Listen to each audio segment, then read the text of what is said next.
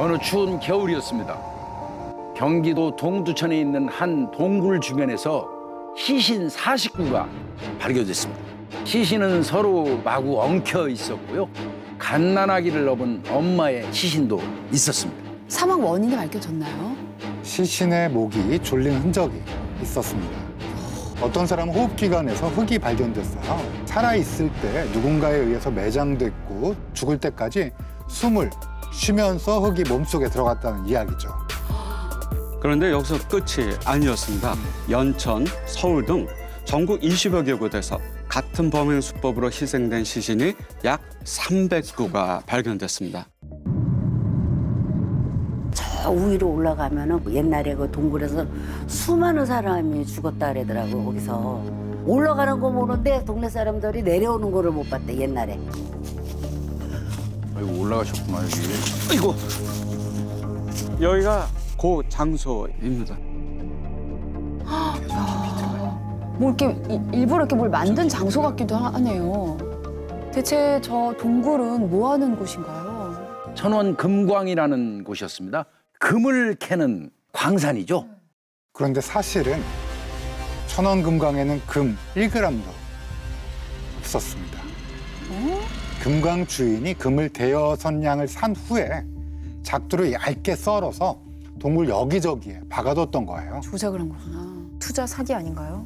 이 금광 주인의 이름은 전용해. 그런데 얼굴을 아는 사람이 아무도 없었습니다. 전용해를 본 사람들은 그를 이렇게 묘사했습니다.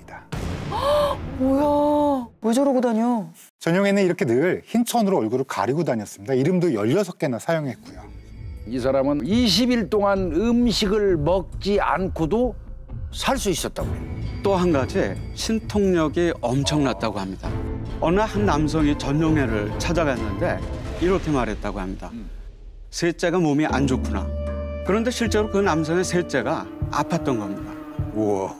사람들의 문제를 딱딱 맞추니까 사람들이 전용해를 만나고 싶어 했습니다.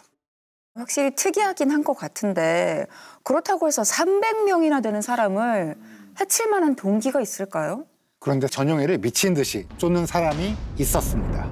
바로 유곤영이라는 젊은 남성이었습니다. 할아버지 때부터 약재상을 해가지고 재산도 한 수십만 원, 지금 돈으로 하면 이제 수백억 정도 되는 큰 부자였습니다. 그런데 어느 날부터 할아버지의 재산이 줄어들기 시작하는 겁니다. 나중에는 끼니를 걱정할 정도로 몰락을 하고 말아요. 유곤영은 무려 3년간 전국을 헤매면서 전용해를 추적했습니다. 바로 할아버지가 돌아가시기 전에 털어놓은 비밀 때문이었습니다. 할아비는 장차 너의 부귀와 공명을 위해 수년간 백백교를 믿어왔다. 대원님께 의지하여 재물 버리기를 초계와 같이 했다. 그러나 아쉬워 말거라. 할아비가 정성을 다해 교회에 바친 재물은 이제 곧 몇 곱절 몇십 곱절이 되어 네 아비와 너에게 돌아올 거다. 아, 백백교에 대해 재산을 다 준 거예요? 백백교는 한 사람의 흰색으로 천하를 희게 한다는 뜻을 가진 신흥 종교였습니다. 유근영의 할아버지가 대원님이라고 부르며 전 재산을 갖다 바친 자는 바로 백백교의 교주 전용해였습니다. 주문을 외우면 무병장수, 불로불사가 되며 신선이 된다. 곧 물과 불의 심판이 내려지고 땅 위에 있는 모든 생명이 사라진다. 오직 나의 신통력을 통해서만 심판을 피할 수 있다. 본인 어떤 신처럼 만드는 그런 느낌이 들어요. 똑같습니다. 교인에게 살아있는 신으로 군림하는 것입니다. 아까 사람을 딱 보자마자 셋째가 아프구나 하며 알았다고 했잖아요. 사실은요, 짜고 친 것이었습니다. 다른 신도가 미리 그 사람을 만나서 이것저것 물어봤던 거죠. 자식이 몇이나 되는지 혹은 다 건강한지. 전용해는 벽 뒤에 숨어서 이 이야기를 다 듣게 됩니다.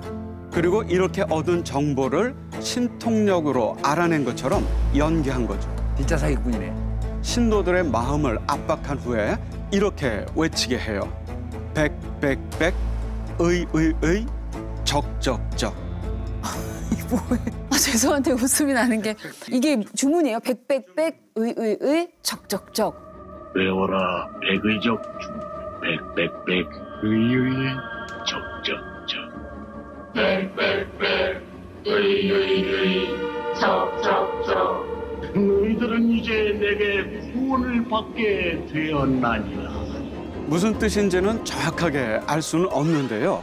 이 주문을 외우면 무병장수하고 부귀영화를 누릴 수 있다는 식으로 신도들을 추종하게 만들어서 돈을 바치도록 했습니다. 백백교는 피수궁이라는 피난처를 미리 정해두고 재산을 바치고 피수궁에 들어간 사람만 살 수 있다고 했습니다. 이 피난처가 어디에 있었을까요? 외딴 곳이니까. 아까 그 동굴 아니었을까요? 인적이 드물고 외진 곳에 신도들을 머물게 했어요. 가족들이 함께 들어와도 나중에는 다 뿔뿔이 흩어지고 내 가족이 어디 있는지도 모르게 했습니다. 이의를 제기하고 의심하는 신도가 나올 수밖에 없지 않나요? 어느 날 이제 신도들이 기도를 하는 도중에 전용해가 이런 말을 해요. 나를 믿지 않는 자는 이 자리에서 일어나지 못하고 목숨을 잃을 것이다. 기도를 끝내고 신도들이 하나둘씩 일어났는데 어떤 사람이 갑자기 픽 쓰러지더니 다시는 일어나지 못했습니다. 어떻게 한 거죠? 이거는 뭐 어때 연기로 할 수 있는 게 아니잖아요. 신도들이 기도를 하느라 눈을 감고 고개를 숙이고 있는 사이에 백백교의 간부가 신도의 목을 졸라 살해한 것입니다. 교주의 신통력을 확인했으니까 교주를 믿을 수밖에 없게 만든 거죠. 이 행태를 봤을 때 백백교는 단언컨대 사이비 종교라고 말씀드릴 수 있습니다. 이 백백교에 한번 빠져들면 헤어나올 수가 없었습니다. 앞서 말씀드린 유곤용의 할아버지는 물론이고 유곤용의 아버지도 백백교에 빠져 있었습니다. 지금으로 치면은 수백억 전 재산을 바치는 것도 모자라서 심지어는 18살 난 딸까지, 그러니까 이제 유곤용의 여동생까지 전용해에게 바치기도 합니다. 전용해는 이모의 처녀는 시녀로 바치게 했어요. 와. 그리고 전용해의 명령에 복종하지 않거나 믿음이 약화되어 배신할 기미가 보이는 경우 백백교에 대해 불평을 한다, 탈교할 것 같다 라는 밀고가 들어오면 살해했습니다. 또 재산을 모두 헌금했다고 해놓고 남은 재산이 있는 것이 발각되거나 살인 내막을 알고 있는 경우 쥐도새도 모르게 산중으로 연행했어요. 그리고는 스스로 구덩이를 파괴하고 난데없이 밀어들어서 생매장을 했습니다. 백백교회는 신도를 살해하는 직책도 있었어요. 그 직책의 이름은 병력사였습니다. 벼락같이 임무를 수행하는 사람이란 뜻입니다. 신도 목숨이 파리만도 못했던 것 같아요. 까딱하면 죽이는 거네요. 사이비 교주들이 신도들을 대하는 작업을 보면 가스라이팅의 과정과 대부분 동일합니다. 너한테는 나밖에 없어라는 식으로 피해자들을 고립시켜 버립니다. 교주들은 왜 이렇게까지 하면서 살까요? 경제적, 성적인 욕구를 충족시키기 위해서 자기 자신을 우월한 사람으로 포장하고 그렇게 사람들에게 믿게 만드는 거거든요. 그런데 실제로 본인이 진짜 신의 아들이라고 믿는 교주들도 있습니다. 이거는 병인 거죠? 조현형 성격장애라고 이야기합니다. 종교적인 환상을 경험하고 그거를 스스로 믿어버리면서 심취하고 그걸 종교화해 버리는 거죠. 근데 여기서 신도들을 착취할 수 있는 참모가 붙어버리면 그때 이 사이비는 체계적인 종교가 되어버리는 겁니다.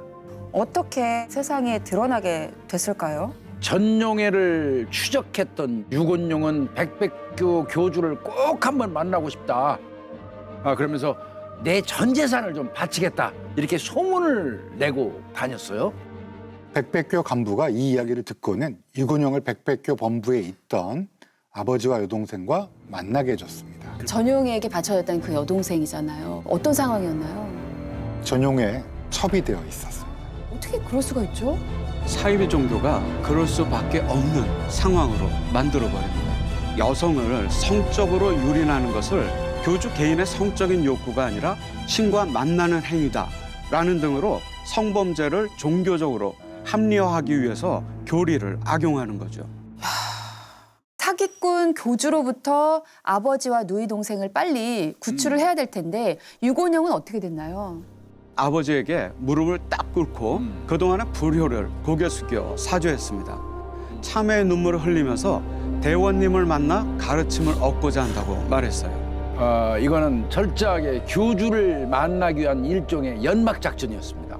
아, 연기구나. 노력 끝에 교주 전용해를 만나게 됐는데요. 다짜고짜 하는 얘기가 네 가산을 전부 정리해서 서울로 오라고 명령을 합니다.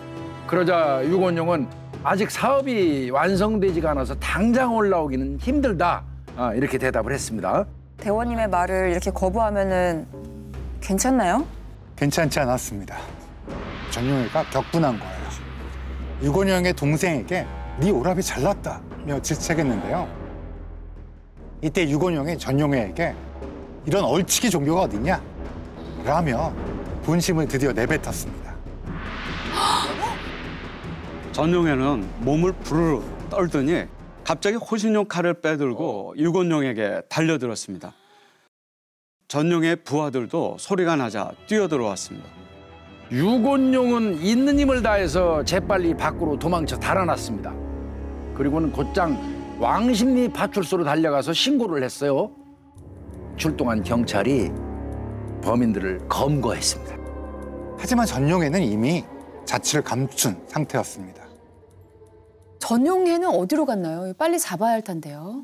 사라진 지 50일 만에 경찰이 양평에서 전용해로 추정되는 사람을 발견했습니다. 그런데 이미 숨진 상태였습니다. 특히 코 아랫부분이 산짐승에 의해 망가져서 잘 알아볼 수 없을 정도였습니다. 흰천으로 얼굴을 가리고 다녀서 그 얼굴을 아는 사람도 드물 텐데 또 시신이 훼손까지 됐다고 하면 정말로 전용해가 맞는지 확신할 수 없는 거 아닌가요? 그래서 전용해의 아들을 불러서 신원을 확인하게 됩니다. 네. 그랬더니 보자마자 아이고 아버지 하면서 대성통곡을 하더랍니다. 부검을 해보니까 경찰을 피해 도망간 지 5일 후에 이미 사망한 상태였고요. 스스로 목숨을 끊은 것으로 밝혀졌습니다. 간부들이 잡혔잖아요. 처벌 어떻게 진행됐나요? 24명 중 12명은 사형, 2명은 무기징역, 4명은 징역 7에서 15년, 가담 정도가 경미한 이들은 징역 10개월 이하를 선고했습니다. 이후에 광복이 되고 한국전쟁을 거치면서 이들의 형이 제대로 집행되었는지 확인되지는 않았어요. 그 뒤로 백백교는 잊혀지게 됩니다. 그런데 60년 뒤 2000년 무렵에 전용해가 다시 사람들의 입에 오르내리기 시작을 했습니다.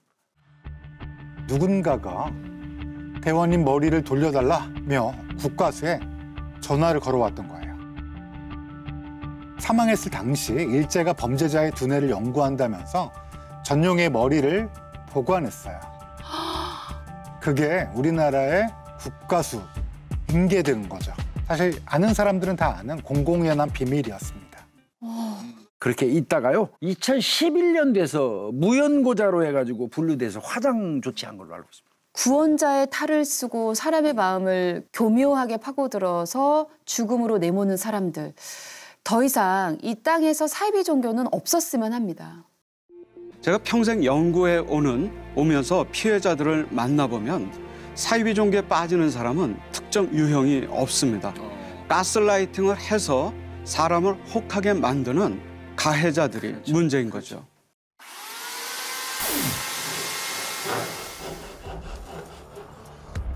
설마 사람이 있었던 거예요?